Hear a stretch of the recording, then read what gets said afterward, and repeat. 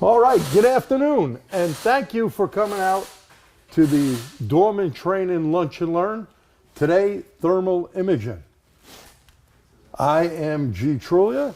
You can read some stuff about me there, and he is Josh Weaver. Look at that. We're back with the Trulia Weaver combination again.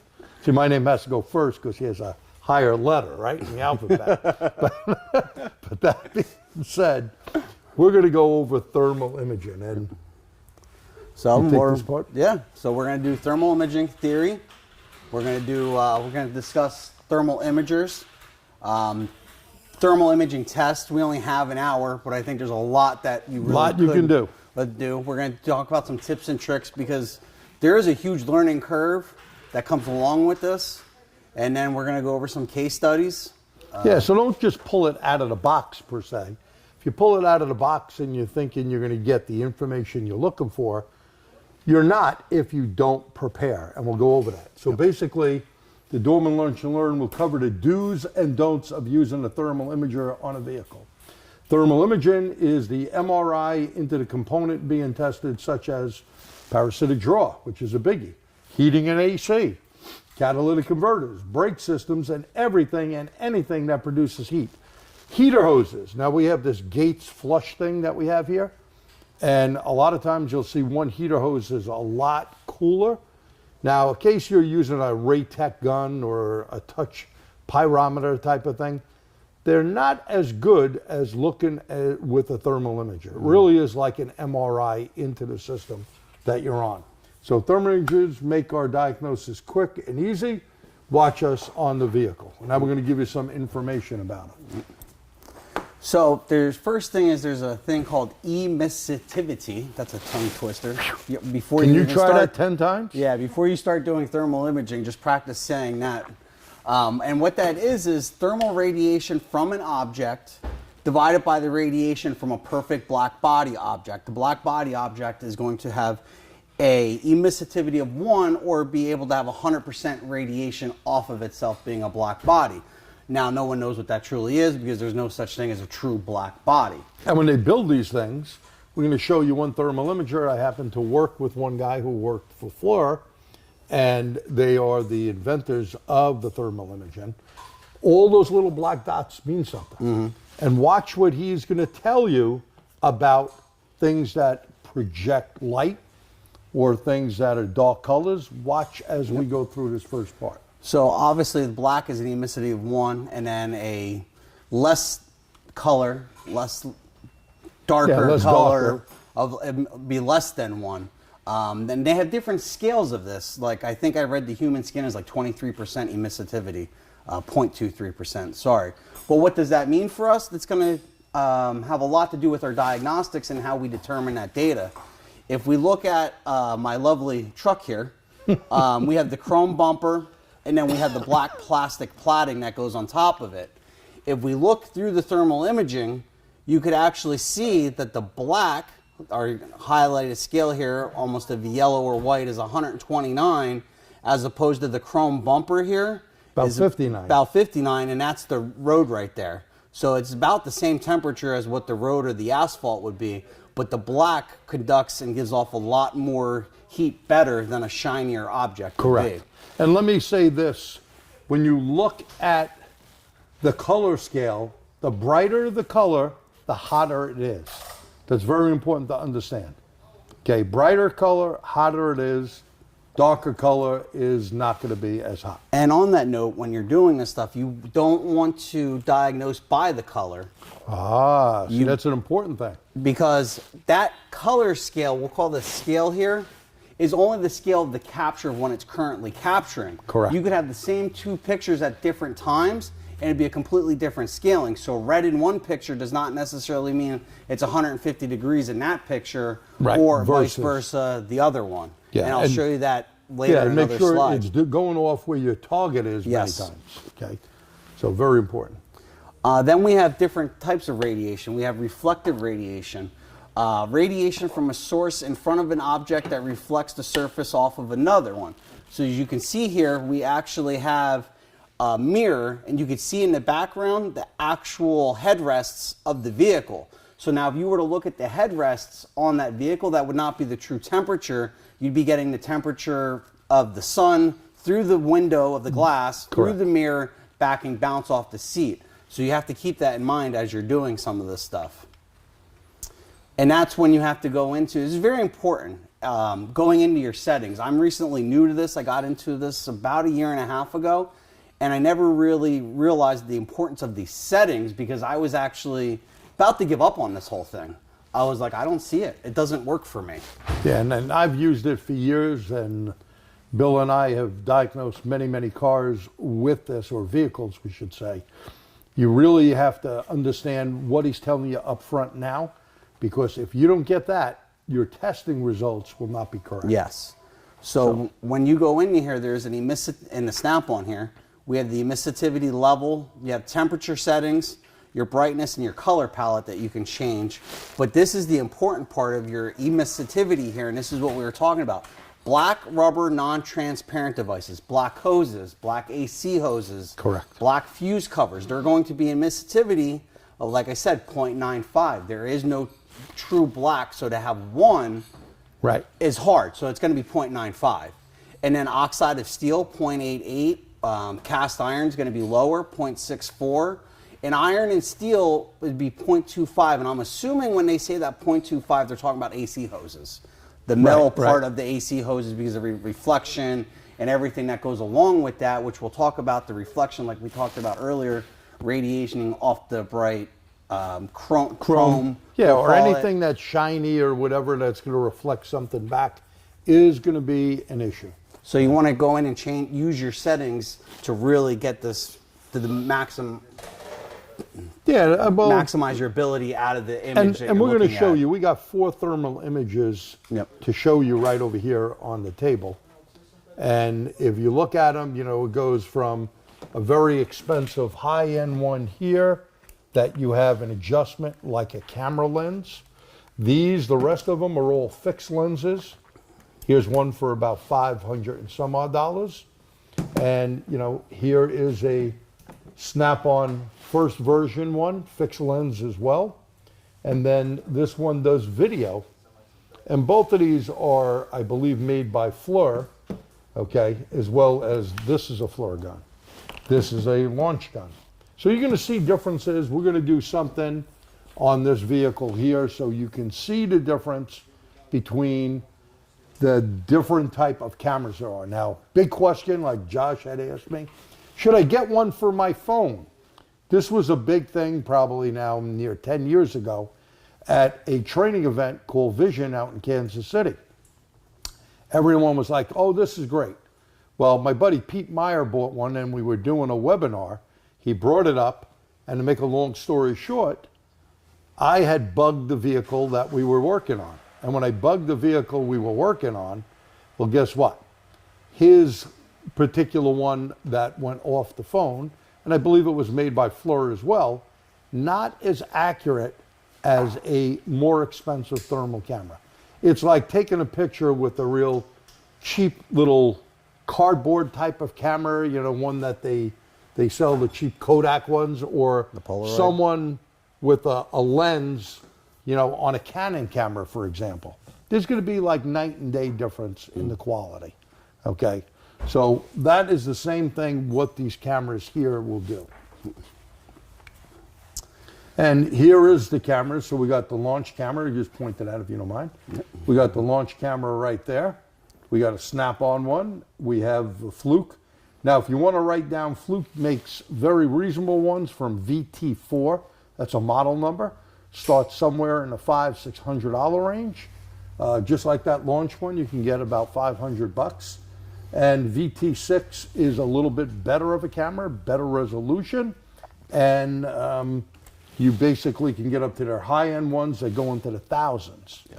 This camera right here that we have that was designed by Flir for a company called General. General no longer sells it, but Flir does. You're looking $3,800+ back a while ago. And then you have the little one that goes on your iPhone or Android type setup. And these are the cheapies. This is good to use maybe in this building. Do I have an air leak at my house? Do I have, you know, air or heat being lost, or air condition type stuff? But when it comes to picking the pepper out of the fly dew, like we have to basically do on a vehicle, you want a very good thermal imager. So I would say the least expensive one is okay. You'll see the difference. It'll work. You don't need to spend thousands on that. That's some work I did for the company.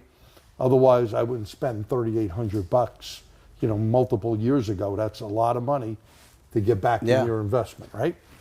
Couple that I've seen, and I thought it was a really cool technique with the ones that go to the phone. Guys were getting extension cables. So after being in this industry, your back hurts. It's not so easy to get under a dashboard anymore. So having your phone and your cable, it was nice enough that you could actually get under the dash or get your hand up under, you know, behind it to see what, you know, is that ignition switch. The one I was actually looking at, the guy was actually seeing that the ignition was hot, but he was actually able to get up behind there and see the signature. So, you know, everything has its place. But and he brings a good point up. See, now, I wasn't even thinking of that, because 9 out of 10 times, you know, with a thermal imager, you're going to find big stuff, but on an ignition switch, hey, that's a good blower motor connector. Yeah. Oh, well, hey, may have to go spend $250 to $300 for one of those. The other crazy part as I was researching was that obviously the price from, you know, $250 to $60,000. I seen some flukes up there that I looked at were $60,000. It's hard to compare apples to oranges with these. Right. There's a lot of stuff when you look at the specs. I don't think there's a published guideline that says, you know, these are the specs, because you look at resolution. Well, is it resolution of the screen that it's actually on, you know, the screen that you're actually looking at, or is it the resolution of the actual infrared repeater that's actually on it? A lot of them I've seen seem to be 320 by 640 resolution, all the automotive industry ones. But once again, they start to play games where is it the screen or is it the infrared repeater of the resolution? So when you're doing your homework, try to do it the best as research. They all have their published spec on it. You have to read between the lines on some of them. I would look at the kind of battery it has. You know what I mean? You want something with a good battery in it. Obviously, you want something that can update to a computer. Something that you could send to your customers via email, because I believe, I'm not familiar with the newer Snap-on, but you guys can upload that right to it and then put it right in your digital inspection. That also goes on the Zeus Tower. You've seen Pete Meyer and myself do some webinars with that, and you could see it on a huge screen and give it to the customer. You can do videos with it. So, you know, it depends what you're looking for. I think in our business, you need something that is, all of them, even the inexpensive one, allow you to save the image on a USB, a little, not USB, a little card. Yeah, they a have micro card. Yeah, micro. So when you take the micro out, it goes into a little holder, as you know, and you can put it into your computer, and that's how we usually get images. That on some of the case studies coming up, that's how I captured them when I wrote articles for Motor Age and put stuff in there. Same exact thing. So I think it's important to make sure your customer is able to see it, and that way they understand what's going on. So would you be reluctant to say with the technology that you may want to start a known good and a known bad database? Yes. Now that's one thing about Snap-on, I'll give them that. They have good and bad in that thermal imager we have. Looking at, for example, rear window defroster don't work. All right, here's what it should look like. You should have lines going across and see a yellowish color that is transferring heat from power to ground, right? So they have some of that. That expensive gun, of course, not made for the automotive industry. I just saved a lot of stuff. I have hundreds and hundreds of pictures of something good or bad. You guys work on diesels. Don't forget, we got Swede next week. Swede Owen will be doing our heavy duty lunch and learn. And when you got misfires on a diesel, perfect, but also misfires on gas engines. Yep, we'll go over that here in a little bit. So we're going to show you some of that. So let's move on, because we could be here for 8 hours. I guess the one other thing too, as we're discussing, is the opacity level of the thermal imager. The very first Snap-on one was just predator vision. It didn't give you anything other than a rainbow blob. We'll Right. call it that. You know what I mean? So you're never able to see this. Yes. Which, by the way, is important. So just point that because Yeah. you can't see my finger. Oh, sorry. So this is what you would just see. But if you don't know what you're looking at, you wouldn't want to see something like this, right? That makes a difference. So the early ones did not allow for that. And this is the difference between the money you're going to spend Yes. on them. Does it do that? Doesn't it do that? When I worked with the guy from Flir, with Richard, he was explaining to me the reason why they're so expensive. It's not done by a computer. It's all hand done with little dots to get the different resolutions. And then there's computer chips in there, of course, that are going to cost a lot more money, right? When they put more information in there to decipher something. Okay. All right. I think the other part is I was on Flir's website playing with their software, and it was amazing the opacity levels that you could change. Like if you just really wanted the wheel, you could really just box out the wheel and leave the rest of the car. And I thought that was amazing because, or heat signatures, you know what I mean? You could just pick out and you could blend it. Like the technology has really come so far, like not only what the tool will do, but what you could do on a base of the computer itself. Yeah, and when you think back, you know, this all happened from, unfortunately, war. Back in the Vietnam War, we used it to see where the enemy was, right? And this is great for aircrafts, great for on the ground. Where is there any heat, where people are hiding, you could find it. So again, you know, from different technologies, we bring it over, just like aerospace. We brought a lot of stuff over into vehicles. Well, what system are we using this currently on the vehicle right now? Oh, in ADAS. Yeah. Now ADAS is a big thing out there, right? If you're driving down the road, and by the way, you know, some of that stuff that I had on one of my Cadillacs, it would come up on the windshield. If it's seen something with the thermal imager out there, it would pop it up and warn you, which is pretty crazy. Yeah, that deer looking at you in the headlight and just driving by it down the road. What a dog I missed when I was in my vet. All right, so heat is a byproduct of current. Thermal imaging can help us show an increase in resistance by showing an increase in the heat or heat from a circuit from the current draw itself. Now, in English, that basically means, hey, if you got some current flowing, you got something causing a parasitic draw, this is a great thing to use. In my opinion, forget about the fuse with your voltage drop thing. You can't get into most of the fuses. And my fat ass can't get underneath most of the fuse boxes inside the car. Thermal imager is the way to go. And I would also suggest you use an I-30S fluke clamp. Okay, not trying to sell you anything. It's just one of the best clamps for low current draw. Use that with a meter or a scope. You don't need to take a backhoe out if a shovel will do the job, right? I always love saying that.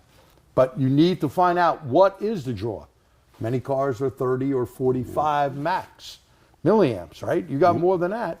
You got to find out where it is. Now, are you going to go on every fuse with a meter to see voltage drop? If there's only one fuse box and it's there, okay. If the fuses you can't open up, not okay. Or those new three-legged fuses. Three-legged, sure, you can have a problem. You know, a lot of technology. When applying thermal imaging techniques, the possibilities are endless and are only limited to our imagination. You bet. And I feel getting comfortable with this stuff, it's not necessarily it's in my arsenal. It's in my toolbox. I think I diagnose something, I go back and try to see, could I have found it with the thermal imager? Right. And then I apply that next time I go to do that same situation that I'm in. You know, great thing like sticking calipers, a rotor heating up, a bearing not spinning, especially when you can compare sides, right and left, front, rear, air conditioning, heating, electrical. I mean, you can go on and on what you can do with a thermal imager. I would have never thought about your heated steering wheel. Never, you know what I mean? It's just. I was telling him I had a problem with a heated steering wheel and had to bring my thermal imager to the dealer. And, you know, I know it wasn't getting hot enough. And they go, oh, that's fine. That's the way it is. I said, okay, let's go out in one of the other cars you got here. And it was like night and day. They had to give me a new steering wheel. So, Yeah, it's all different things. Heat seaters, steering wheels, rear window defroster, anything with heat, ignition coils, cylinders, you name it, you can do it. And also, if you're in pain and you got inflammation, guess what happens when I had a bad back pain? I checked it out with the thermal imager. The side that was hurting me more was brighter than the side that wasn't. So, yeah. I've been known to check my son's fever with it. So, you know. Is the little guy heating up? Yeah. Or is he just trying to lift the car up again? So, checking vehicles for parasitic draw. It's very important that the entire car be at the same temperature. The best thing to do is leave the vehicle in the bay overnight so it's at room temperature for the next morning. I like to scan the vehicle with a thermal imager first thing in the morning before I even turn the lights on in the morning. Now that's important. So, you know, when Bill brings a car in here, excuse me, most of the time what he does, sets it up, we have radiant heat, we leave the heat off in that bay. We trip all the doors, the trunk, the hood, whatever you got to do, make sure it's all tripped so you can get in there. And like he was just saying, I mean, many times I come in early in the morning before anyone's here. I'll look around with a thermal imager. But many times, like one that caught us in the butt, there was an alternator that only one part of the diodes on the lower part, when you look this way down, you couldn't see it. But when you look from underneath, that's what was causing the parasitic draw in that vehicle. So make sure you look at the whole body of whatever you think is causing that problem. Yeah. Placement of the vehicle as well. Yeah. Like, obviously, if you came in this morning, the light on the back of the shining through the glass is going to heat up the back of the car. And if you're looking for a door handle that's hot, not going to be good. You know, you might want to have it out of a bay, or if you have glass windows, you may want to put poster board or something up, you know what I mean, before. Yeah, put a fender cover over it, whatever. Yep. Do something to keep the sunlight off the vehicle. And that's a mistake a lot of people do. I've seen some of the local shops that bought one. They're using the thermal imager out in the parking lot. Like today, I'm sure you can see back there somewhat. You see brightness through the camera, right through the door.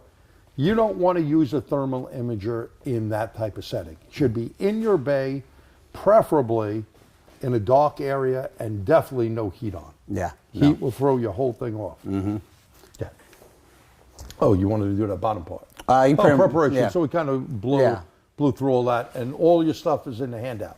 Yep. If you need the handout, Doreen, maybe repost that handout. Okay, good. So what are we looking for when we get the vehicle in the morning? Well, we're looking for stuff. This was a bad parasitic draw on a Lincoln. Okay, so let me have that. Yep. So the parasitic draw on the Lincoln, look at this. Look what you have. You see that brightness? Now this was my old Flir black and white camera. So when you see that, that brightness is telling you that the diodes have a problem. That was the problem. Now I'm pretty lazy. I'm going to be honest with you. I'm going to basically make sure that I look at the easiest things first. Anything under the hood of the vehicle, I'm going to scan that first. Then I'm going to look around in the vehicle, okay? And in this case, it was the alternator. Now this, I want you to write down, you know what that is? That is a fuel pump, not fuel pump, an air conditioned relay. The ones near it are dark, and you see this one very bright? That is off a Honda vehicle. Honda and Acura has problems with the relay. I've said this in many other classes too. 9 out of 10 times, it's only the relay. If the relay, you put a new one in and you have the same issue, now what is that causing that? That is the AC clutch. Now, Murphy's Law, if you just do the clutch, right, and that's only the problem, you know when the vehicle has 80,000+ miles on it, you're going to pull the clutch off. Not a hard job. Yeah. But Murphy's Law, the guy's AC worked before, now he's going to come back and it ain't going to work. Now, we tried to give customers, hey, you know, you can do this, but if it leaks, you know, you're going to have to replace it. Well, here's what happens with that. Customers sometimes are not all that forgiving. They'll come in and go, well, you should have told me, and you did tell them, even if you write it down. Well, can't you give me money for that clutch? It's new. You can't. So you know what we do now? You need a compressor, you need a receiver dryer, Okay, your system has to be recovered, evacuated, recharged, and a relay, and your problem's gone. You're not ripping the customer off. It's just the way certain things have to be done. If you try shortcutting stuff, I'm talking as a business owner, you're going to screw yourself, right? So it's better to just go, hey, here's what you need, rather than trying to save them money. Because whether they spend $5 or $500 or even $5,000, ever since you touch that vehicle, it's going to be your problem. So I would suggest doing what I'm saying. Yep. Here is the typical rear window defroster. Okay, you can see all the lines going across. Now there's some light in the background there. So it'd be better if it was in a darker area, but you can still see it. And here, this is a big problem we've come across. And when he found the infotainment center, see, I forgot his name. I forgot Josh's name for a second. That's why I stopped. I'm like, duh, I forget my own name. But when Josh found this, we've found quite a few of these. We had a couple of case studies I wrote for the magazine where the infotainment system, even when it's off, is pulling way too much. So always look at that. Again, if you didn't trip the door, you open the door, now you're screwed because the readings are all going to be off. So be very careful. We found rear window wiper motors. We found computers being a problem. Doreen had a beautiful car that we had ordered an Impala years back, and we put the police package on it because it was heavy duty. Make a long story short, the battery went dead, and the dealer she bought it from down in the Terrytown area couldn't figure it out. My buddy owned the dealership up here, and when I brought it up to Norman, may he rest in peace, Norman was the service manager, and I showed him, I said, hey, the BCM is staying on. That was a computer that wasn't going to sleep and pulling too much draw. It was not a component causing that. It was just something defective internally. And we'll have something to show you just in a minute. You know, it's funny that you say that because GM has a big problem with their center stack or their LCD display. That's right. And in fact, Dorman, how do I know this? Because when I was down at Dorman, they actually sell them. I'm like, whoa, you got a whole replacement. We had to buy them from the dealer. I didn't know Dorman actually sold them. And we're a different part of Dorman. We're not part of Dorman parts per se.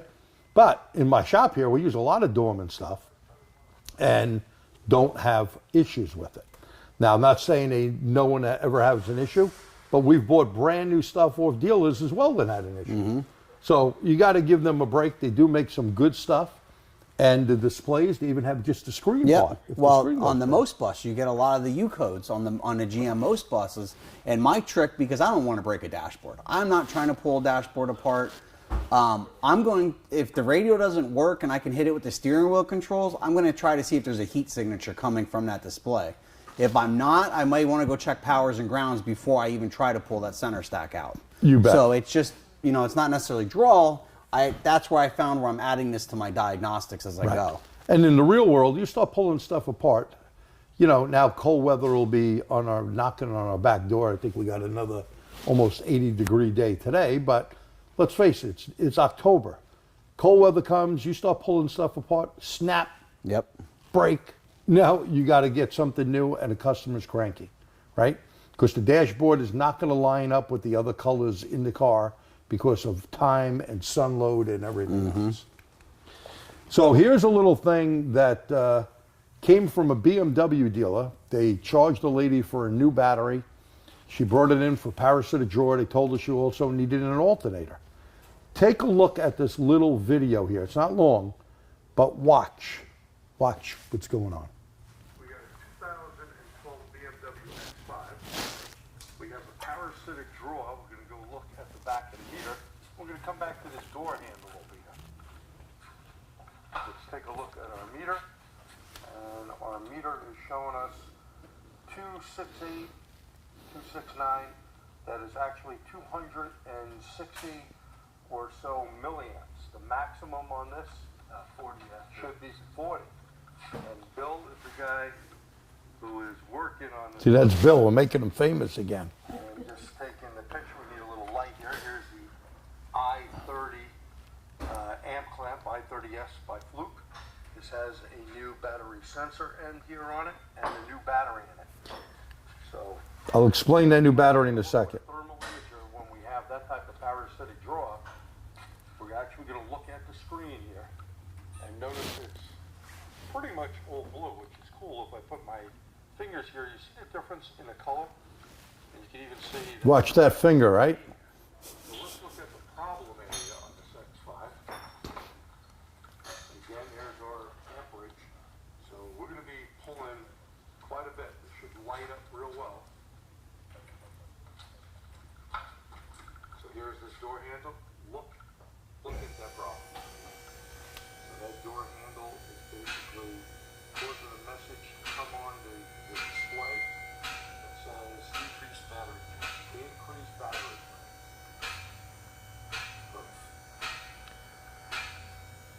So you can see that parasitic draw, the color right away pulls up. You can see the lights were on in the shop. The dealer couldn't figure it out. This lady became our customer, still our customer to this day. It's quite a few years ago that we did that. But it's looking at the whole vehicle and understanding what you're looking at. Now, her brand new BMW battery that they put in went dead. So we said, you know, we'll warranty it for you, get it out of the dealer. She didn't want it. She wanted us, and you can see we sold her a Napa battery. That's what we sell here. But, hey, she was pretty bent at them and didn't even want money back. I mean, we fixed the problem, but they lost all her business because she owned other BMWs as well and sent us quite a few customers. So sometimes, you know, hey, doing a little thing like this, you see that video? We gave her the video, okay? Because she's going to tell a lot of people, look what my mechanic or technician, whatever you like, look what they did. Giving people pictures and videos. You know, we use AutoLeap, and we text people pictures, we email them pictures or videos, and they have it. That way they can't go, oh, I didn't see the before and after. I always say if it looks like this, you know, when it's good and it's looking like that, when you got a problem, when you go back to looking like this, you can see the difference, right? A picture is worth a million words nowadays, a million. How long do you think that would have taken pulling fuses and checking that down till you got, and then plus to pull a BMW door panel apart? Hours. In fact, they charged her, believe it or not, they charged her, I think it was 3 hours diagnosis on that vehicle. And they didn't fix it. They threw parts at it. Throwing parts at a vehicle is definitely the wrong thing to do. You know, it's like if a doctor's going to cut my fat ass open, we don't want them just to cut it open and throw whatever in there. You want them to diagnose you before they do something, right? And I can tell you, it's not fun when they cut you open, right? And it's not fun when we throw parts at someone's car. So we want to be as accurate as possible.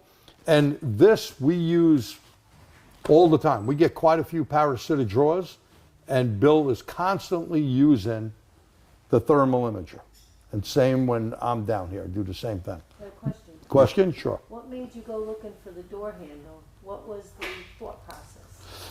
The thought process looking for a door handle is, remember we said in the beginning, walk around the car, look inside. We looked at the alternator, which was brand new. Okay, we looked under the hood, and then we look on the outside of the vehicle, and then we go inside.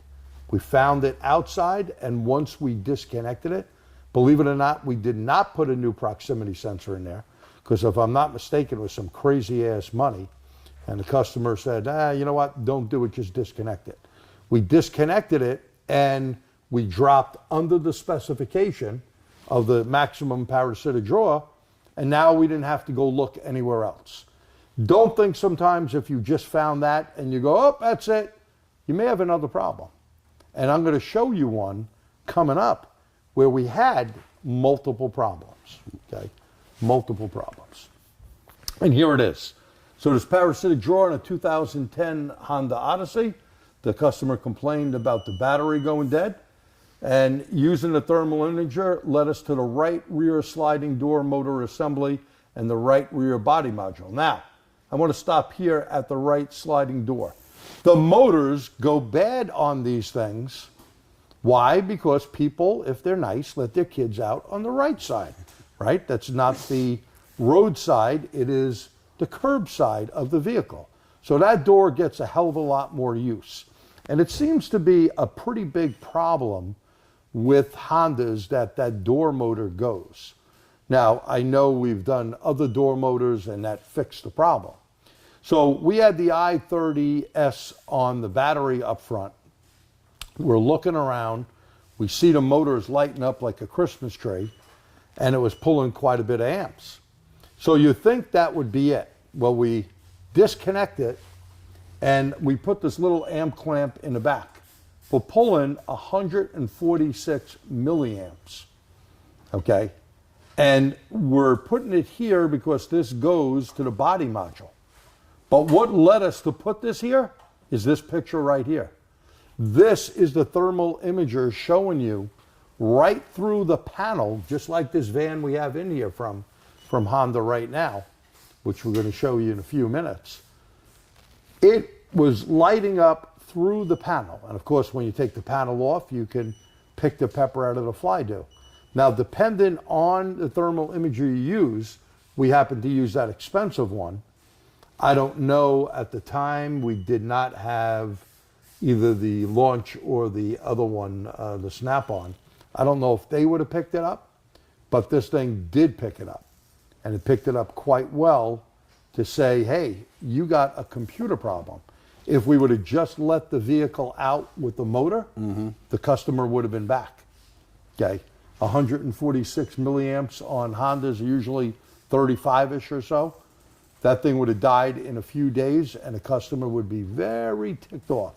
Remember, if they spend $5 or $5,000, they're still going to be mad at you.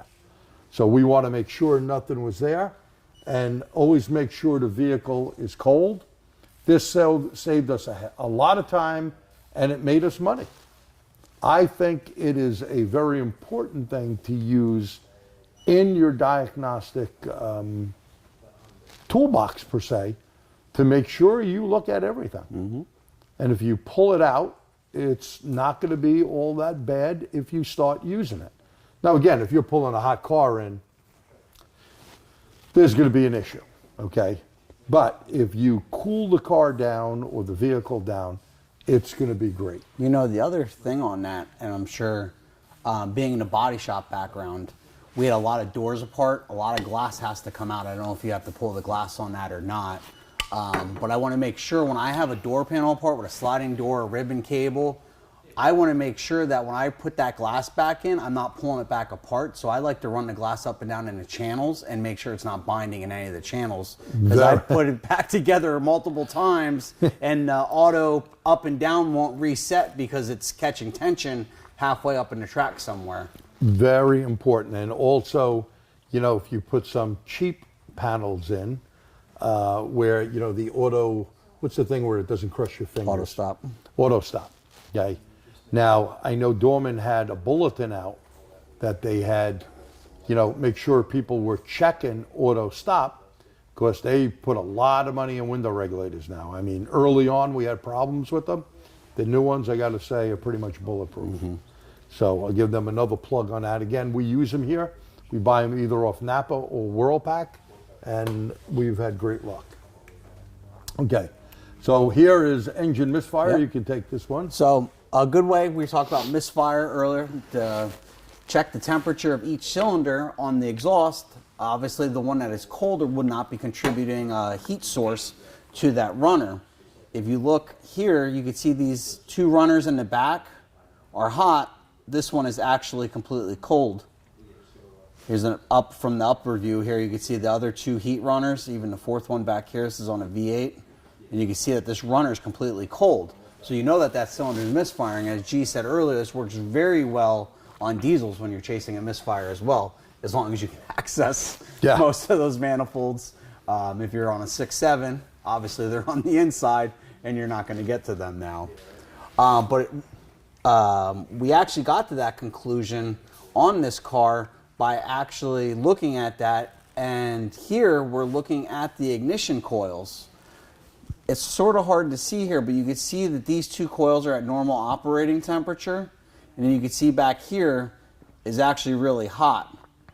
This was this was on a Ford, so this would have been the number 5 coil, and that was the actual runner here. This coil was so shorted that it was actually not even firing off. It was internally short. There was no spark at all from it, and it was actually causing that runner to be cold. And heating up in that yellow. Yeah, heating up. Getting So hot. again, look for the difference in color. Okay, but not only color, temperature. Because right? you could see, obviously, in the purple here, you know, I mean, we're on the lower color scale, 88. 88, as opposed to if we're looking orangish, we're 162. 162 in that hot spot. So, you know, once again, once I saw the cylinder, I was looking for a misfire that wasn't present, wasn't setting any codes. I think I even had a P0300. I didn't have anything other than that. And that's how I walked around the vehicle. Yeah, to find write it that. down. And don't forget, when it comes to, you know, doing any diagnostics, the most important tool is what God gave you: the brain, the eyes, the ears, the nose, the hands. Use them and have that game plan. What are you going to go look for? You know, do the visual, do the smell, do the listen, right? How many times you find that? Feel something. Look at TSBs. You may find something. Yep. Hey, there's a TSB on this thing. And use a thermal imager. Start putting it in your diagnostic toolbox. Again, it's really important to start doing that. Is it for every job? No. But if you got a car pulling or whatever, he has a great case study on something like that. It could be brakes. It could be tires. It could be, who knows, wheel alignment. It could be something else. Sometimes different tires as well will create different heat. So does the guy have, and I'm sure you're all aware of, any all-wheel drive vehicle, you should not have more than 4/32 of an inch of rubber difference. Otherwise, it'll create a transfer case problem, right? But people like going, oh, I'm just going to put one tire on. We will write that up and make them sign that, because once they do damage to the transfer case or their tranny, then they're going to be all bent out of shape at you. Well, you also use your thermal imager to look for the bad bearing. That's right. Bearings, everything. Yep. Oh, there you go. Okay, so here we had it's not a typo. When you see 421 and 431, that's off of Mazda. They don't call them 420, 430. This through this is a catalytic converter. It should all be bright. You see only a couple of spots are bright. This through a 421, this was a pending 431. Look at the area difference. Now this whole thing should be bright, but look at the difference. And it wasn't long right after we took it for another ride that it did throw the 431. But when I took the picture, that was pending. Here's a cat that is a good catalytic converter, just starting to light off. And if you look at catalytic converter temperature, they do that on your scan tool. Not that there's a temperature sensor there, but they do that by the rich, lean oxygen sensor switching and stuff. Here is the same cat at phenomenal operating temperature, and you can see it's doing its job. Where's the cat the hottest? Is it where exhaust comes in or where exhaust leaves it? Give me I for in, L for leave. Give me I for in, L for leave. Let's see if you're paying attention. Leave. Good, very good, because the catalyst is going to break down with rhodium, platinum, and palladium.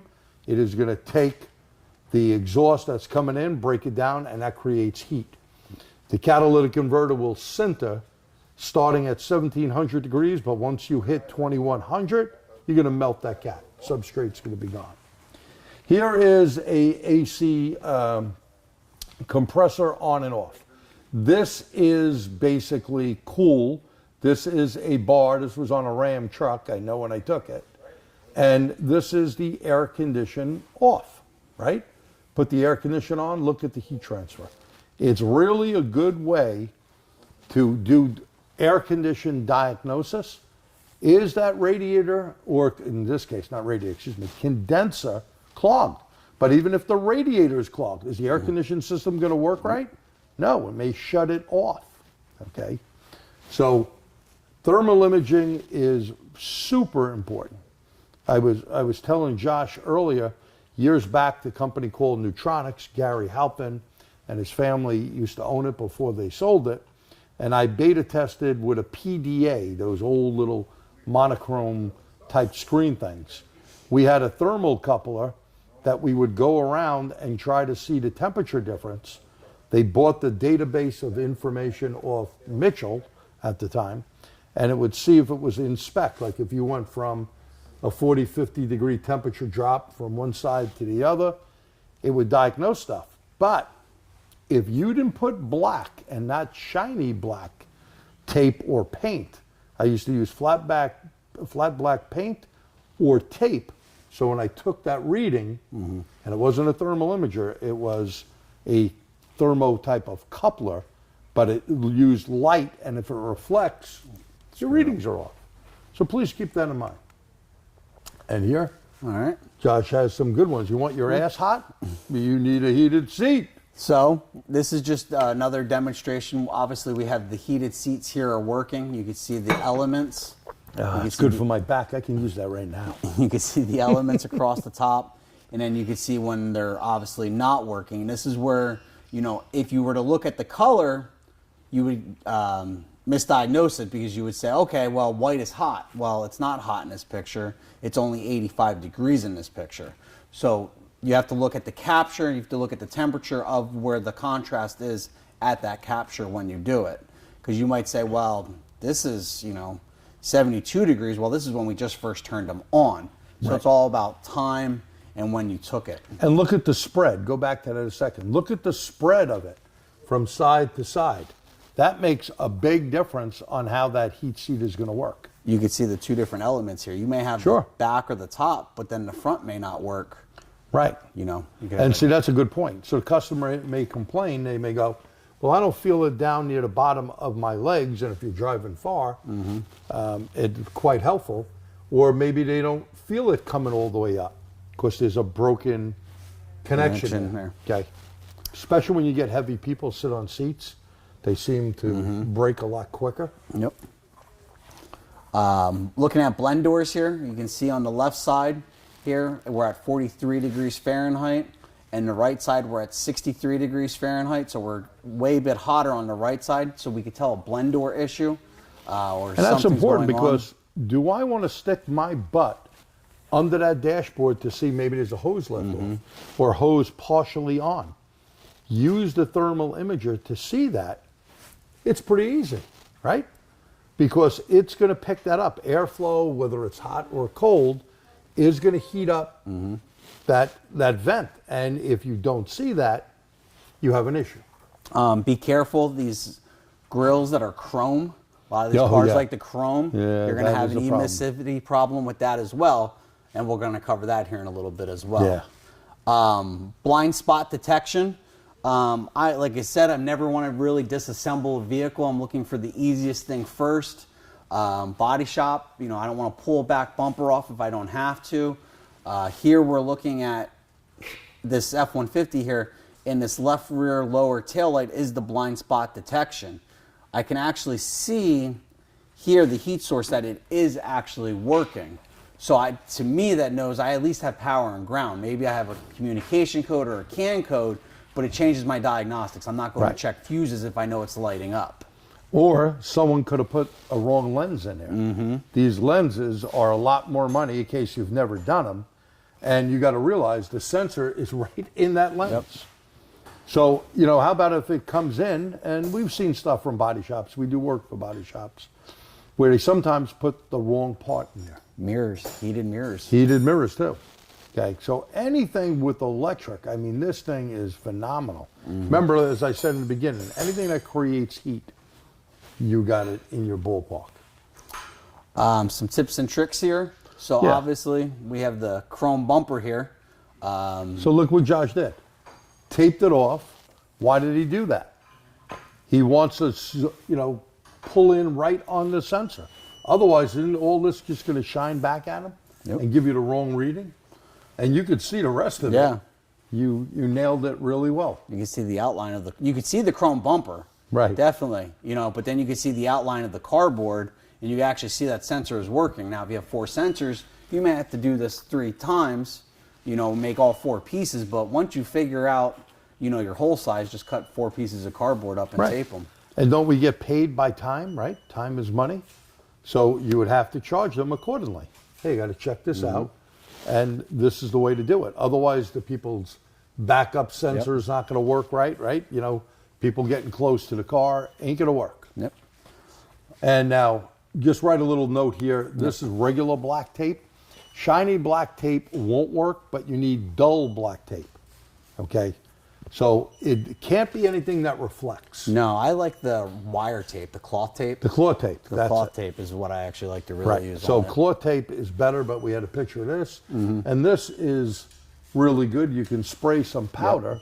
You may need it for your feet or whatever, but you know, spray some powder. It will also help, but powder does make a mess. The powder makes a mess. The spray is nice because you just wipe it up with a shop rag and you're done. And you're done. So. Yep.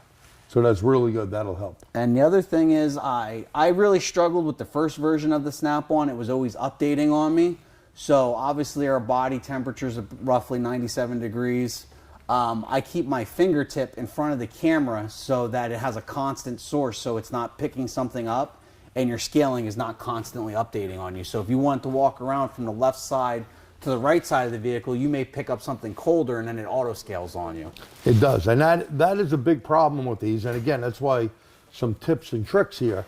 Try to keep a steady source, and your finger's pretty easy. Hopefully you're at near 98.6 human body temperature, right? 97, you're a little cooler. It's okay. Well, if you're as cool as me, that's what you're going to be, dude. I don't know. It is what it is, right? Yeah. But keep your finger near it to give it the source, and that's the bright color here, okay? So we were talking about earlier. So let's look at a case study here. So here is a hybrid vehicle with a DTC 60-0 on the factory tool, or it converts to P1570 battery module problem. So nice thing, Teradyne does a great job here giving you this information. You can see it tells you battery module. Now this is when I was reconditioning batteries, and when you're on a Civic 2006 and up, you get all the different battery modules. Now these things, the nice thing here, it tells you you need to be between 14.3 and 18 volts. Reason being, each battery is 1.2 volts. There are 6 volts in a stick, which we're going to show you the stick in a minute, or the 6 D-size cell batteries with 1.2 volts in them each. Excuse me for that. You can see this one is a real bad one, 8.5, but look at them. They're pretty much all over the place. And you have one, or you got one that really is in place and the rest are bad.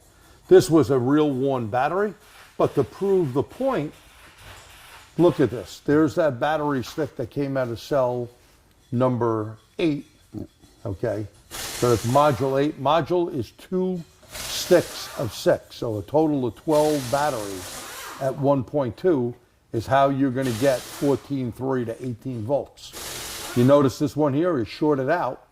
These are laser welded together, and of course that battery stick could not be used to recondition or rebuild that battery.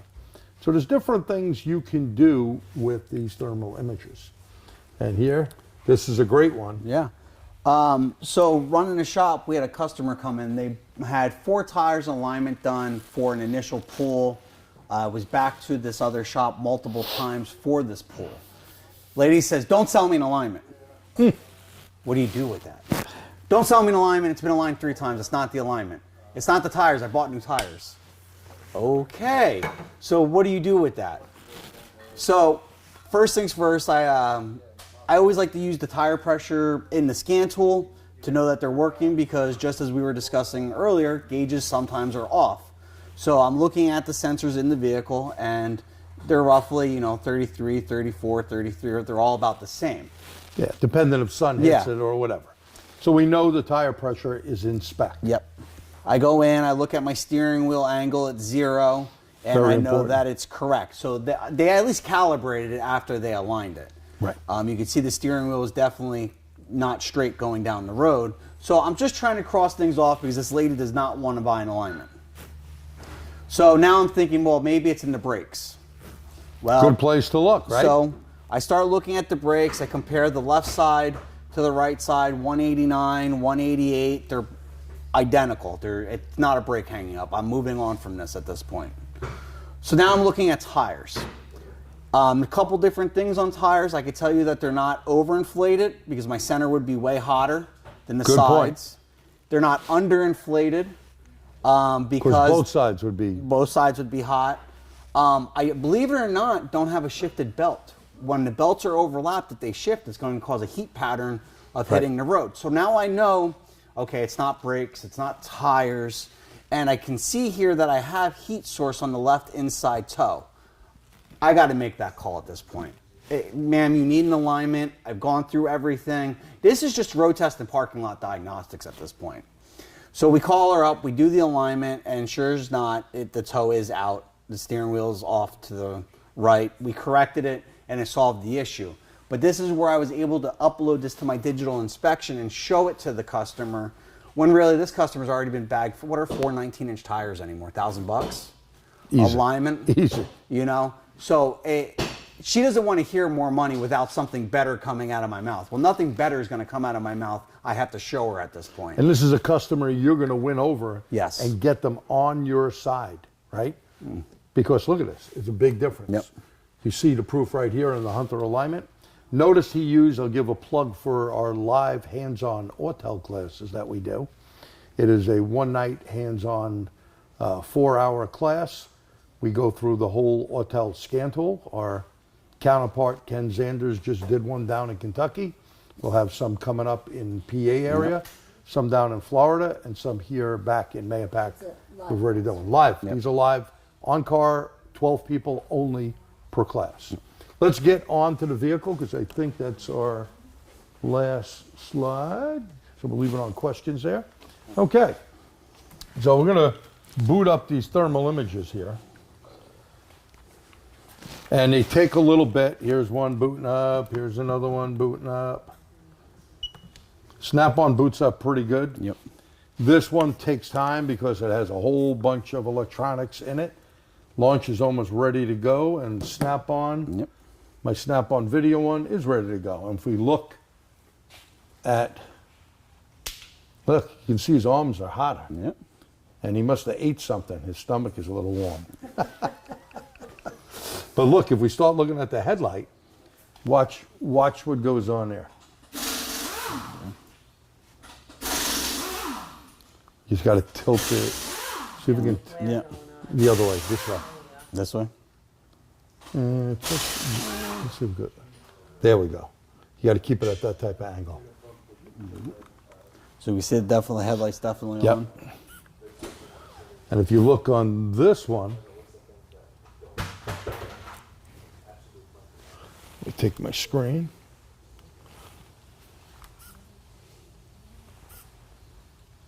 You can see the headlight is on there, and if I move closer to the bumper, you see it getting colder. I can move that up a little bit, and you can see that headlight is right on, right? But we're going to show you the headlight fuse. We're doing this on purpose here.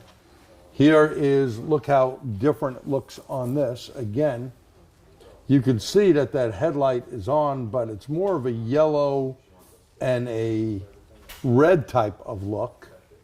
And the other Snap-on camera, which should be similar to this one. Okay. You can see that light.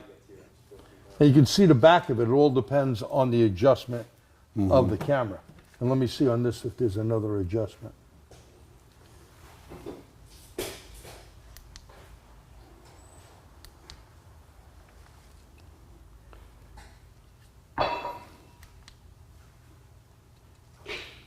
And you can see the temperature of the light, but it seems like they have different images and colors and settings. And without playing it, I think I have it on the most common setting here. So it's good. Let's go over to the fuse.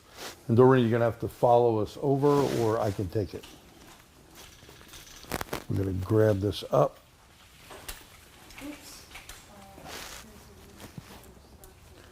Okay, so we're looking at the fuse. What fuse is on? Just tilt that a little more to up. To do it. Keep going. Okay. So right there, you can see the brightness. Let's use this one, Josh. Then we'll answer your questions. Tilt that one back up like this way. Yep, you can see that brightness right there. That's the fuse for the headlights.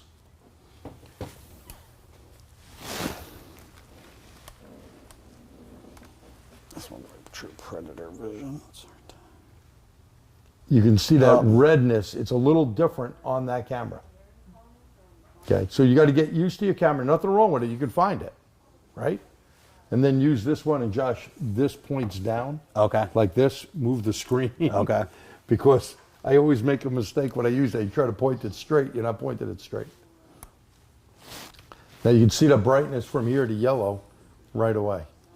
And if you hit that auto button, there you go. So this thing has a lot more adjustments and whatever, and you could actually tune it like a camera, but no need to go that crazy, right? So thermal imaging definitely is a thing to do. And now we're going to answer some of your questions here. Oh boy. There's really one question. One question, could you read it? Because I can't see what my eyes. Would cat temperature be dependent on chemical loading of the substrate?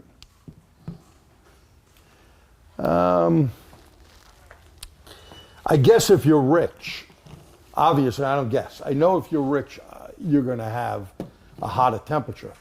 Those readings should be done at a normal hot idle. Okay. If you start flowing propane, is that going to make a difference? I would say yes. Okay.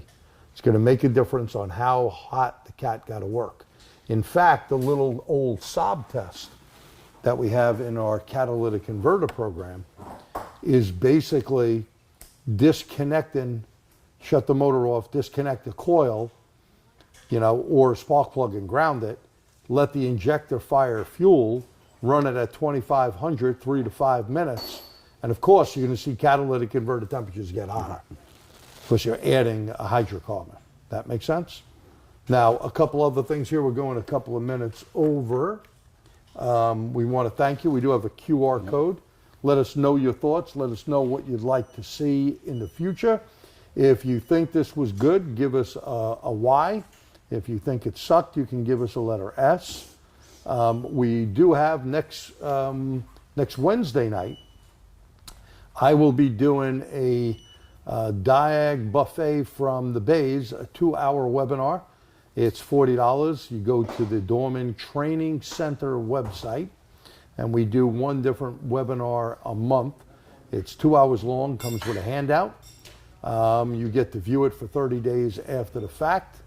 Also want to give a plug tonight to TST, Technician Service Training. Tonight, Robert Kenny doing wiring diagrams. You go to tstseminars.org. Don't forget about our TST big event coming up March the 29th. We're doing it 2 different ways this year. You can do it with a QR code. You don't need tablets. We've been doing tablets for years. It could save me a hell of a lot of work if you don't get the tablet, and the price will be cheaper, so we'd appreciate that. And don't forget about our other Dorman training classes all over. You could email myself or Josh. Both of our emails are on your handout. And from New York, I am G. Trulia, and Josh Weaver. thanks again.